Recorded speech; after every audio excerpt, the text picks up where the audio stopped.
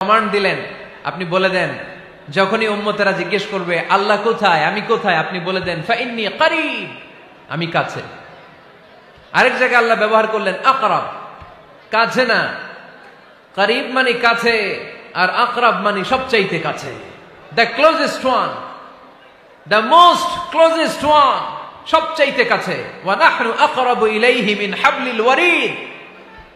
তোমার পেছনে যে স্পাইনাল কর্ড, শির দ্বারা, ব্যাকবোন, মেরুদণ্ড, যেটা আমাদের দেহের একেবারে মাঝখানে, আল্লাহ বলে আমি ওইটারও কাছে। কোন কোন মুফাসসিরিন ইকরাম বলেন আমাদের যে খাদ্যনালী আর শ্বাসনালী, এটা আমার ঘাড়ের যত কাছে, আমার আল্লাহ আমার তার চাইতেও বেশি কাছে। তার মানে এই আয়াতদ্বয় থেকে আমরা বুঝতে পারলাম আল্লাহ দূরে নন, তিনি আমাদের কাছে।